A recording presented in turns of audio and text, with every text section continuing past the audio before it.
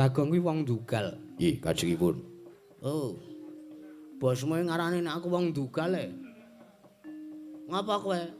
Sekayake kowe ora trima melintir brengos. Obah kabeh ngimo tengen. Nang ngono aku ya tak melintir brengos aku. Lho ndi brengos iku? Wah, lah wis ora iso kedut ngono brengose. Ora kaya brengose sencake. Menungsa ora tataran, Bagong. Nun. Kowe wani karo Koko Prabu Kresna ora nyawang, aku iki sapa? Kowe wani karo Koko Prabu Ndrawati ora nyawang, aku iki sapa? Lho pripun to iki? Lah kok sampean tekon kula nek sesuk nek ora apal dapukan iki takon sutradarane to, Mas? Adi men ora dadak. Wah, lah ana pemain kok ora ngerti dapukane apa. Aku iki Senopati. Lah nggih, sing kandha nek sampean ponokawan sinten? Ana kaya ngenten kok togong bilung. Teko elok kahanane Werkudara. Barep kakangku apa? Durung nganti purna nggonipun Kakang lan Koko Prabu sak pejagung. Teko iki ingkang dirasani prapta. Wah, ora pangling Bagong sing munggah ning pasewakan negara Ngamarta. Barep kakangku. Iya, Werkudara. Dangunen. Mbok menapa pancen Bagong dadi duta saka ngersaning dipol kakangku ya Semar kakangku ing Karang Kadempel. Ya Werkudara lungguhna sing kepenak. Ya kaya wis ora kurang prayoga. Ora mengko dhisik ana kawan Bagong. Saksowanmu ning Prajanagara Ngamarta. Aso kang dadi napas asat kang dadi riwi. Padha kanthi raharja lan slamet. Panaptamu ya sowanmu ning Prajanagara Ngamarta Panakawan Bagong. Nun kece-kece wali kece. Sadat setan wali kopir. Nun amit pasang kali mantabe tinebena ngilodune dumawahing tawang towang linepatna ing tolak manuk. Nun wonten mangandika dawuh paduka sinuwun Prabu Dubreksa ing Ngamarta inggih sinuwun Prabu Darmakusuma inggih sinuwun Prabu Puntadewa. Kok sinuwun Prabu Dubreksa? Dubreksa niku napa to? Dubreksa ki buta. Wah nggih senes. Karep kula ajeng nyebut gelar ngaten kaya ngerti ku nek Dubreksa niku gelar Ratu Ngamarta sing ping pira ngoten. Sinuwun Prabu Darmakusuma inggih sinuwun Prabu Sang Nata Guna Talikrama. Iya Bagong nggih. Pareng amiji dhateng pisanipun keng abdipun Panakawan Bagong sinuwun. Sowan kula wonten negari Ngamarta tebih saking rubeda. Mboten manggalangan setunggal menapa tansah pinayunganing kawidatan ring Sambikala. Sowan kula manggih Baskusi. Apa Baskusi? Baskusi. Slamet Basuki. Wah nggih niku. Oh Basuki to? Iya. Nggih. Pokoke niku. Namung ewa semanten kula kedang ngaturaken sembah sungkem pangabekti kula kunjuk sandhaping pepada paduka sinuwun Prabu Darmakusuma nyatanipun paduka menika sesembahanipun ingkang abdipun Panakawan Bagong. Iya Bagong tak tampa pangestuning nata Ngamarta tampanana. Nggih sampun sanget anggen kawula pundi ndadosaken jimat paripe ndayanana ing kasantosan sinuwun. Prayoga nanggon mulungga. Nggih, sampun mboten kirang prayoga maneh kok kula dereng entuk wedang niki. Rak ya mengko meneh, dela meneh rak ya entuk bagian. Nggih. Mbok kula diabake teng panitia, Ndara. Ya aneh-aneh ora. Bagong padha slamet sowanmu. Pangestunipun Ndara Werkudara wilujeng bekti kula kunjuk, Ndara. Tak tampa pangestuning Werkudara tampanana nggih. Sampun sanget anggen kula pundi prayogana sowanmu. Sampun boten kirang prayogi. Bagong padha kanthi raja sowanmu Panakawan. Lho. Sinuwun Ndarawati niki. Iya. Nggih, pamujenipun sinuwun. Antuk pandenganipun sinuwun Ndarawati miwah pangestunipun para dewa. Ingkang dadosaken sarana Bagong saged raja swanten negari Ngamarta nggih. Wilujeng bekti kula kunjuk sinuwun Ndarawati. Ya Panakawan Bagong tak tampa rat pangestuku tampan ana. Nanging nggih sampun sanget anggen kawula pundi dados najiman. Aja sok nirokke karo ngendikane Bendara ta kowe iki ora. Lah pripun mboten nirokke pripun wong kula nek midhangetke ngendikane para pepundhan, para bendara Pandhawa wonten negari Ngamarta niku seneng ati kula. Lire napa? Pandhawa-pandhawa niki pun sewu satra sing ateten ati suci pepayung budi rahayu satria ingkang pinayungan dening Gusti. Iya. Dadi para Pandhawa niki niku mboten adoh karo Gustine. Cara wayange niku simpingan sing tengah. Mboten sing pinggir dhewe sing kan buta nika. Mergo wong nek adoh saka kersane Gusti kuwi gampang diuthik-uthik karo gegodha. Cara dene wayang simpingane niku nek buta teng pinggir dhewe kala mangsane sok nggo uthak-uthik bocil-bocil niku. Iya nggih. Mula kala kula nirokke niku ampun lara ati. Mergo kula tresna kalih sampeyan, kula nggih tresna kalih para Pandhawa. Kaya sinuwun Puntadewa niku nek ngendika luruh alus. Nek ndangu Bagong ming Bagong padha raja sak sowanmu Bagong. Bagong wedange diombe. Ngoten niku. Iya, sik niku enten wong manasi sedan nika sekedhap. Ngono kok diurusi lho iki ora. Ndara Werkudara nek ngendika nggih ngaten. Wah. Antep le marem. Gantem. Sound system. Penonton ciri khase dhewe-dhewe Ndara Janaka nek ngendika nggih kepenek dirungokke. Jan Bagong. Kula nirokke ra isa sinuwun. Ya wis prayogakno sowanmu. Sampun mboten kirang sekeca. Bagong padha kanthi slamet sowanmu Panakawan. Ngandel ora kepenak to dimidhangetke. Iya. Mula ya bojone ora sebae ngono. Aku lho karepe arep nitiru-tiru Ndara Janaka. Kula niku karepe kula nek ndek bojo siji rak kurang bersyukur ta sinuwun. Apa iya nggih? Karep kula niku ajeng arah paling ora ping 3 lah. Nek ora iso 3 pisan ya ping 3 niku pun lega kula. Lah swara kula luruhke kaya Ndara Janaka ngoten niku kuwi malah wong wedok kula sing kula ceraki niku mah do minggat kabeh.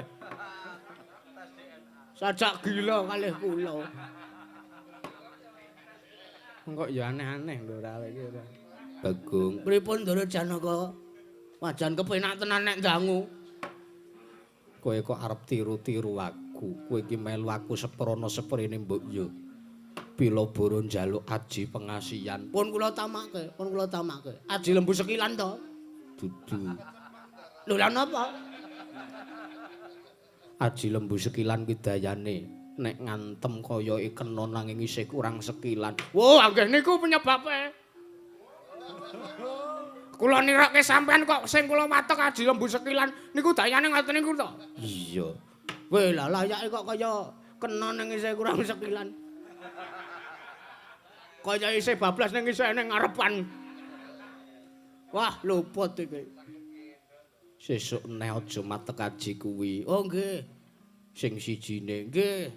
Sing kul buntet nika. Dudu wae.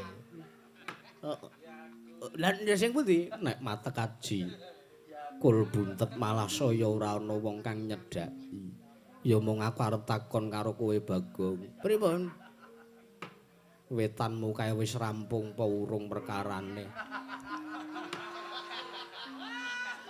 Sampeyan aja ngucek niku lho nek kula sowan teng mriki lho. Hah? Niki di streaming wong sak jagat ngerti lho, Den. Wong sak jagat pirsa lho. Aku mah arep mbabar wirang. Aku mung mesake karo nolo garing dadi RW anyaran kok wis mumet sirah.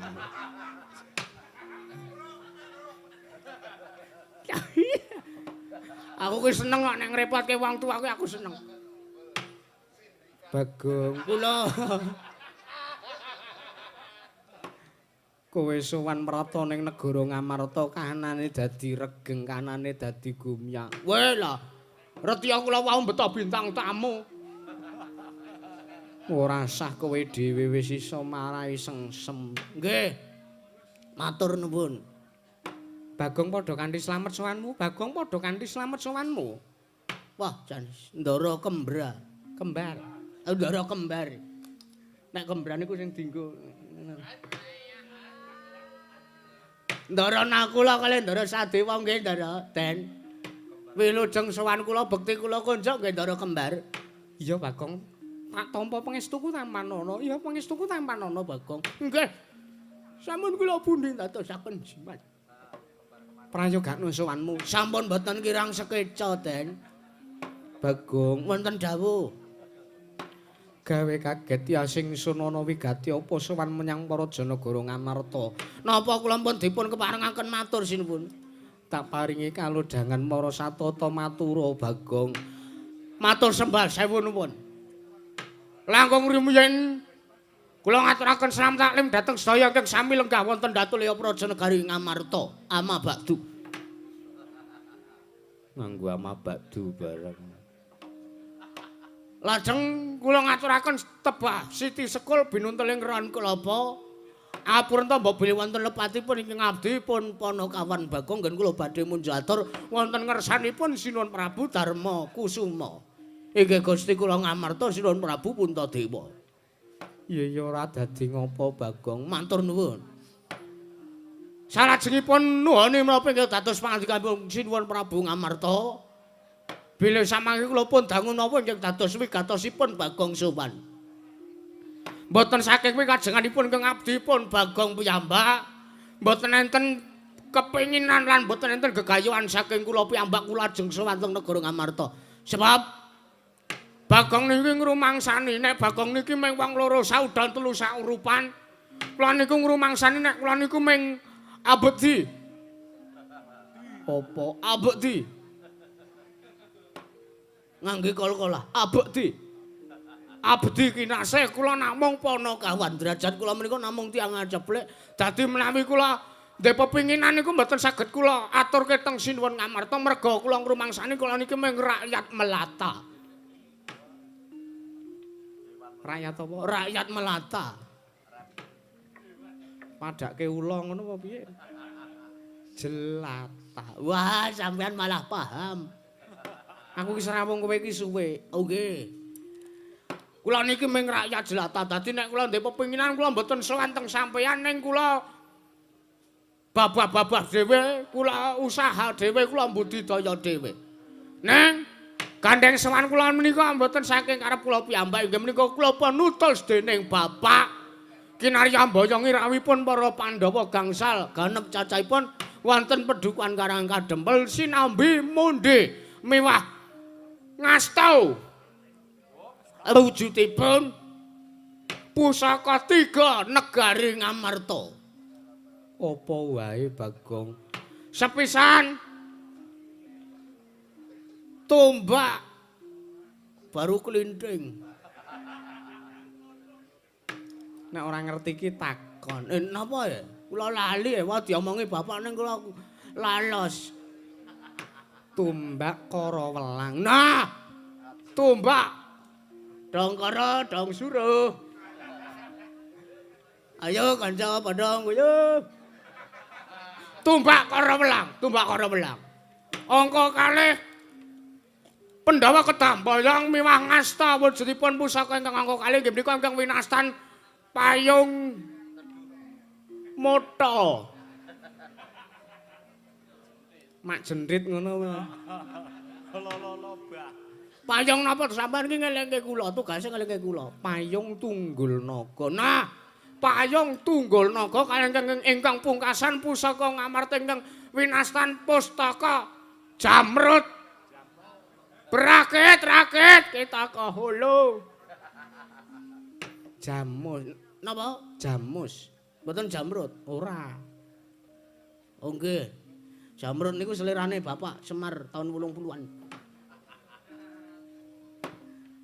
Jamus nyang jimat Kalimasada menika kedah pun boyong rawuh wonten negari Ngamarta sareng kalian para wonten ing Padukan Karang Kadempel sareng kalian para Pandhawa. Wondene menapa ingkang dados gatine sedyanipun Bapak kok nyuwun kados mekaten kalian para Pandhawa menika awit Bapak menika nggadahi gegayuhan. Bapak Semar menika nggadahi cita-cita utawi wonten ingkang pun gaya nggih Bapak badhe mbangun kajangan. Pramila wali-wali menapa sowan kula menika namung badhe ngebon-bone ingkang cecawas wonten para Pandhawa katuran rawuh wonten ing Karang Kadempel nuwuni menapa ingkang dados pepinginanipun Bapak anggenipun badhe mbangun kayangan. Wondene jlentrehipun menapa Bapak badhe mbangun kayangan inggih menika tak bukan dan tak lain anggenipun Semar badhe mbangun kayangan menika sing dipun bangun menika senes kok papan sing magrong-magrong. Jenyatanipun Bapak Semar sampun paring dawuh, Bagong, kowe sowana ning Ngamarta omongno nek aku arep mbangun kayangan. Bapak paring dawuh. Sing dibangun iku ora kok laire para kawula negara Ngamarta. Sing dibangun ora kok papan sing magrong-magrong pindhane kaya ning kayangane mbane urip ning Suralaya babar pisan ora.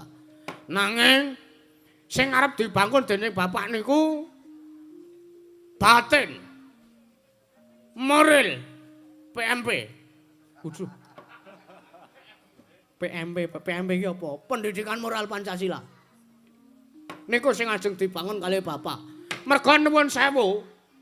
Teng negara Ngamarta niku akhir-akhir iki. Akhir-akhir iki apa? Waduh. Lali aku. Wayang tak campuri bahasa Indonesia. Pungkasan-pungkasan niki utawa wingking-wingking niki. Negara Ngamarta niku kaya koncatan kekurung. Tegese negara Ngamarta niku kaya-kaya kelangan enggok. Sebab sing ditekani kawula Ngamarta niku senes papan-papan manembah. Ngoten. Bapak niku pun bolak-balik bangun masjid, mboten disowani, mboten digunakake serana ngibadah manembahipun para kawula sanegara Ngamarta. Ning sing ditekani napa? Kaya tau Ratu Tawon. Terus sing pinggir ring road nika cerak terminal niku sing ditekani kawula masyarakat negari Ngamarta. Niku ajeng dirubah kalih Bapak niku ajeng dibenake kalih Semar. Dadi sing dimaksud Semar mbangun kayangan niku ampun ngantos enten sing nganggep nek Semar arep ngembari panguasane dewa sing mapan teng kayangan nggih menika pun Bathara. Sapa ya? Nek ora ngerti takon, sapa dewa kayangan? Bathara Paya. Lulu. Bathara Paya dewaning wektu, Bathara Kala. Wo, nggih. Sena sing teng kayangan Suralaya lho, Bathara Guru. Nah, mboten kok Bapak ajeng ngembari panguwasipun Bathara Guru babar sari, babar pisan. Babar pisan mboten. Babar pisan Bapak mboten ajeng ngembari panguwasipun Bathara Guru. Sing dibangun niku negara Ngamarta, ora kok kayangan papane para dewa Tridasa Watana niku babar pisan mboten. Neng Bapak nganggo tembung bangun kayangan menika mung nyilih tembung merga kayangan niku papan sing gemari Pahloh Jinawi Kartatata Turtara Harja. Merga nuwun sewu. Bapak niku dedikasine estu gedhe lho. Kalian para Pandhawa. Cobi sampean kemutan apa mboten? Kemutan labuhane Bapak Semar apa mboten? Iya aku kelingan Bagong. Wiwit para Pandhawa isih lare, Kakang Semar wis momong. Nggih. Wiwit para Pandhawa kuncung Kakang Semar wis momong nganti para Pandhawa mukti ngawibawa. Nyakramati mbau dendha ning negara Ngamarta Kakang Semar ya bapakmu tansah tutwuntan marang lakune lan uripe para Pandhawa. Nggih. Niki maneh-maneh nganti Semar lek arep bangun kayangan kok ora kasil. Ming merga enek sekelimah utawa salah sijine wong sing ora sarujuk. Apa kowe ngerti Bagong? Lho mbok menawi lho menika mbok menawi. Merga wong duwe gegayuhan mesti niku enten sing ora seneng. Siji loro sithik akeh niku mesti enten wong sing ora sarujuk.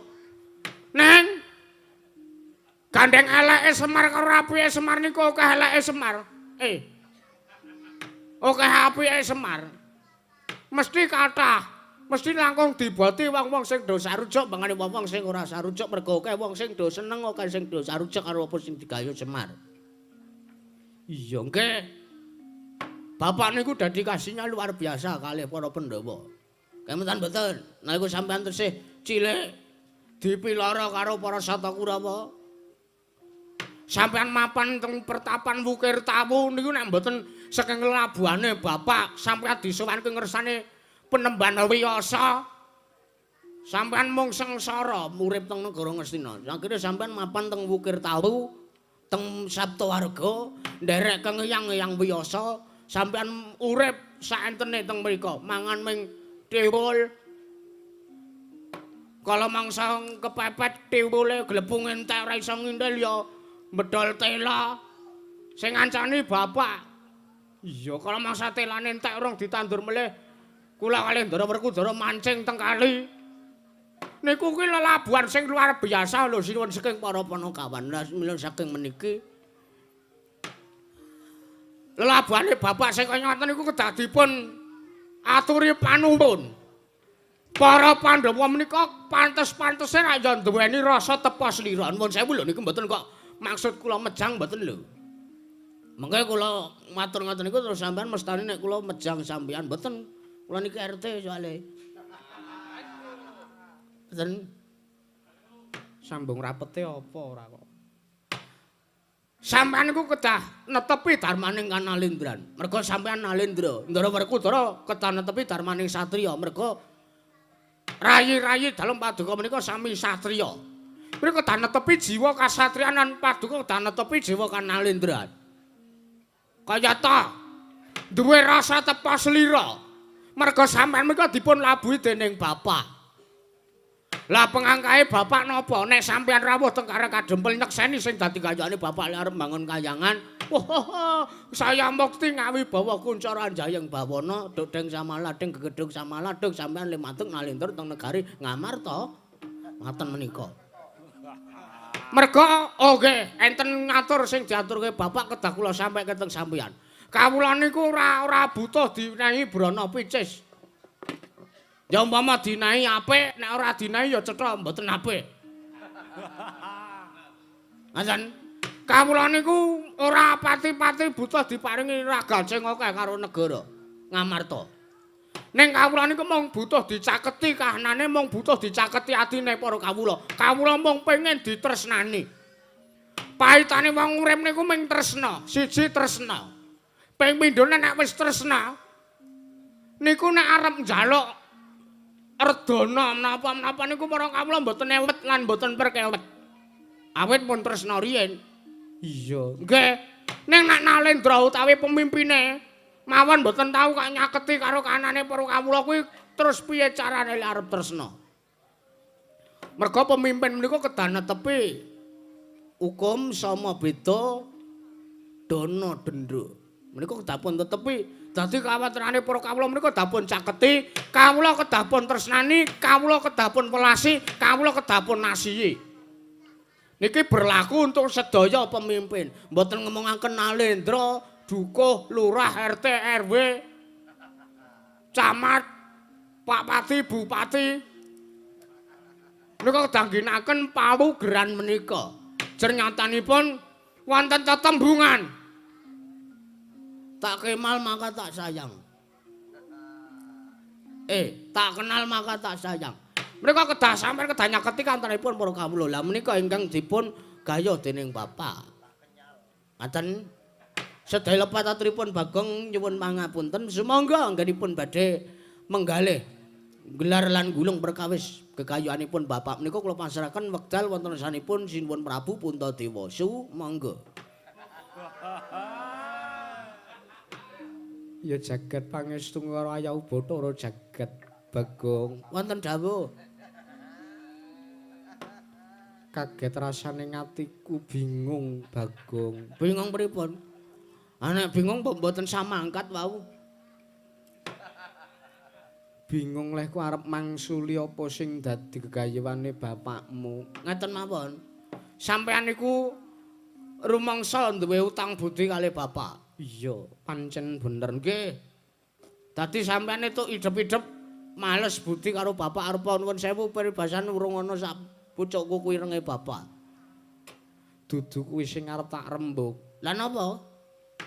Koko Prabu rawuh mrene kuwi wigatining sedya.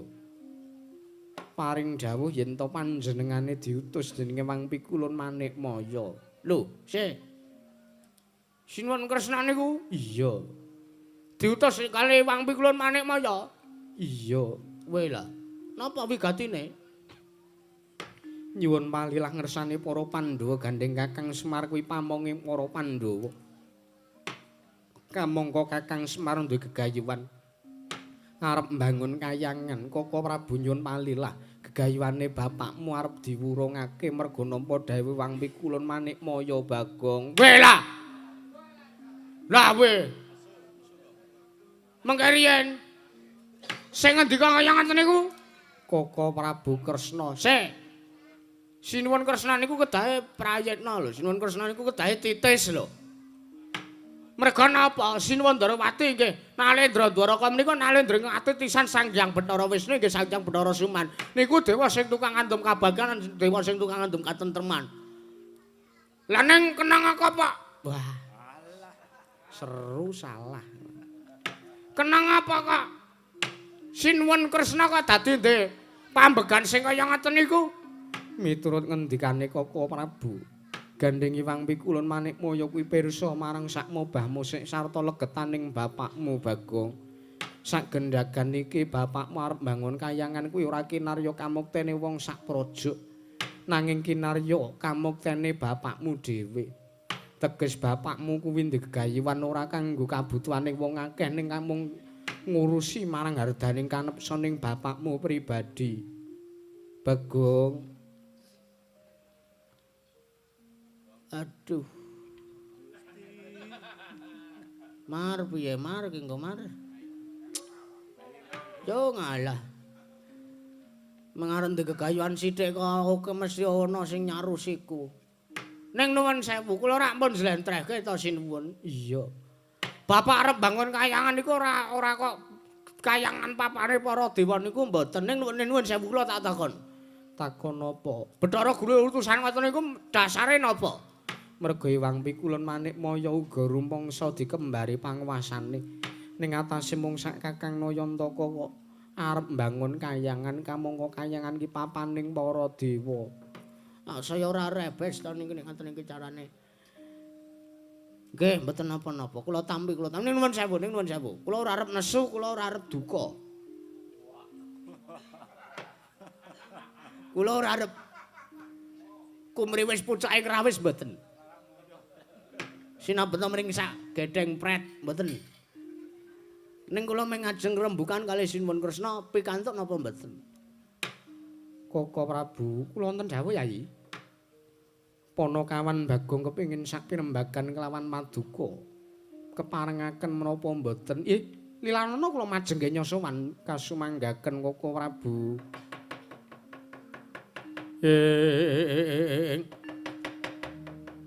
Kresna sinayang gelong mangrok mining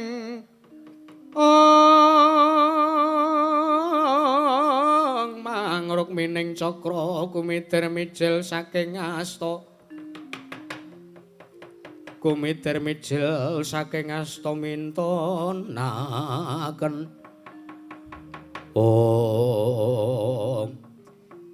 Panakawan Bagong iki Nggih, Sinuwun Kresna. iya.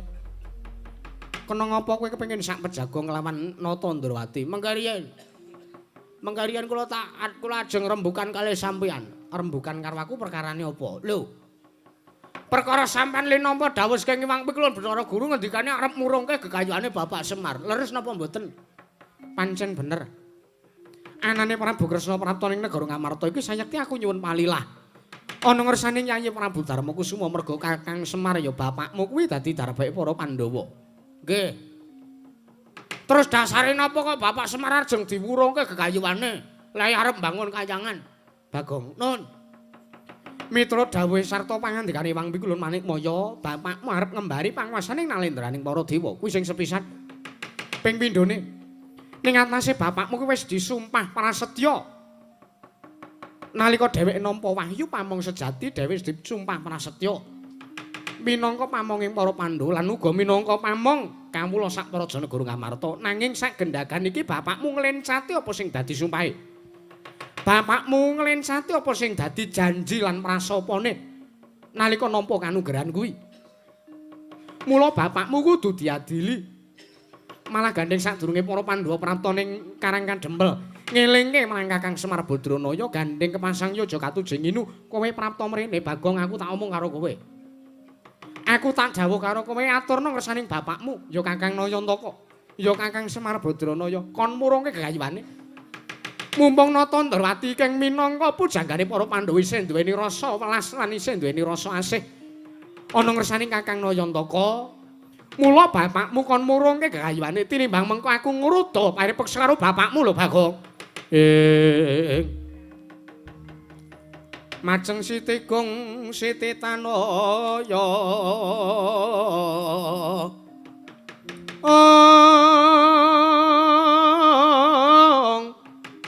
majeng datan posu sila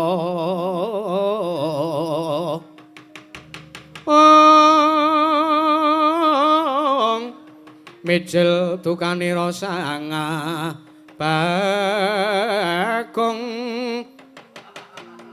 ponangkrot kanen riwe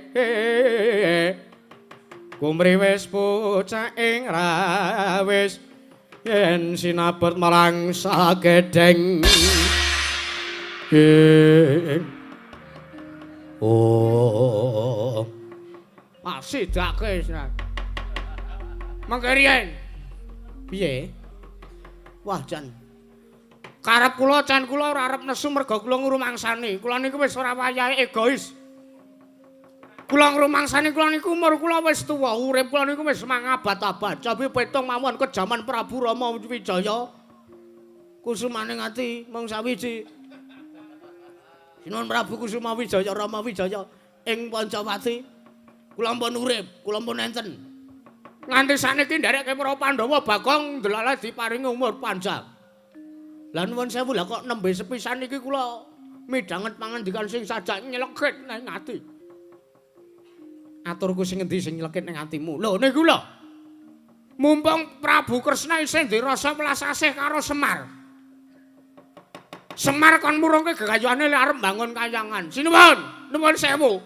Anggepe bapak niku kewan apa pripun? Hah? Kok dadi sampeyan ngendika mumpung Prabu Kresna ya Nata Ndrawati sing dirasa welas asih karo Semar. Anggepe sampeyan niku terus arep entek rasa welas asih napa pripun? Weh lah Sinuwun Ndrawati, sampeyan niku menungsa lho, sampeyan niku nuwun sewu, sampeyan niku titah. Sampeyan niku titahe ngubathara kedurungan nina lali salah apes lan mati lan randedit. Nek aku duwe, oh nggih pun, berarti mboten kedurungan niku. Nggih bener, bapak niku kawula cilik, bapak niku mung gedibal. Bapak niku mung gedibal, Bagong niki mung begondal. Neng nuwun sewu, mbok ya saorane sampean niku karo bapak ngajeni, Den. Mergo nuwun sewu, bapak niku luwih tuwa lho mangane kowe. Lho ora basa. Wis basa gelut ora gelut. Tak niati ngamuk sisan kok. Karep kula sowan niku kula niku 3 dina 3 bengi niku latihan basa Jawa lho. Mergo kula isane basa Prancis. Kula arep sowan teng Ngamarta niku kula latihan basa Jawa sing tarik-tarik sing jangkep krama inggil. Ane tekan mriki kok malah weh lah gak kajen aku oh lah. Arep nemeni lelakon apa kowe Prabu Kresna? Lho. Malah sajak kowe wani nantang kalawan Nata Ndrawati. Wah, alah, biyen wani saiki wani kok ora. Biyen kula niku ora wani karo sampean niku mergo sampean Nalendra, ngono. Sampean ki Nalendra. Mula Bagong ora wani mergo Bagong mung gedibal, Bagong mung Panakawan, Bagong mung kawula cilik. Ning nuwun sewu. Gandeng sampean wis adu arep karo Bagong mangko sampean natoni adine Bagong. Lara ati kula mergo sampean natoni ati kula. Ngarani nek bapak tekan muram ke gegayuane mumpung senjir asa welasase. Anggepe Semari kewan ngono apa piye? Semari lara tak keroki. Sikile tugel tak lemge. Aku ora dirudha paripeksa. Nek ngono tak pesekke kowe wani marang Rata Ndrawati. Weh lah, rupa wani jembar wani kok ora. Anggepe apa? Paitane Semar niku bener, mergo gayane bapak niku apik lho. Gegayane Semar ki apik lho, sampean aja gebyah-uyah lho. Dumeh tembunge bangun kayangan wae kok dadi sampean gebyah-uyah karene Semar arep ngembari panguasane Bathara Guru. Weh lah mboten ngoten niku carane.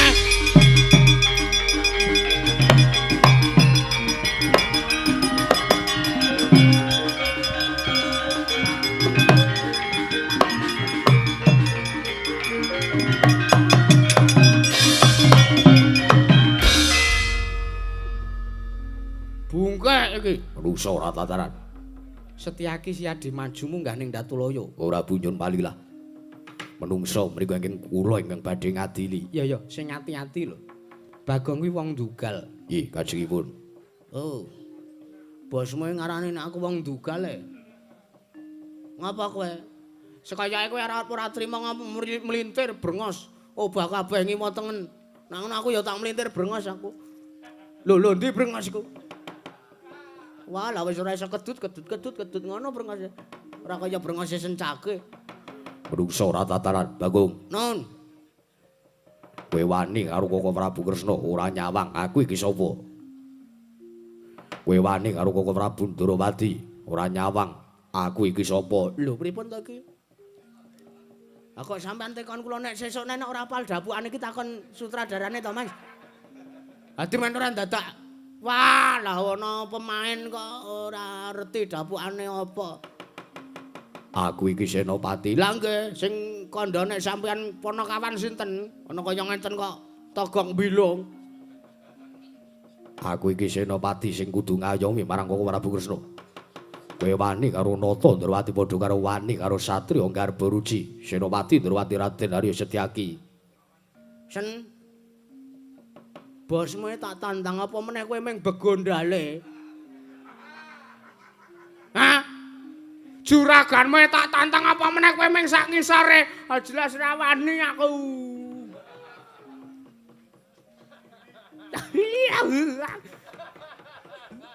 Malah guyu iki ngopo?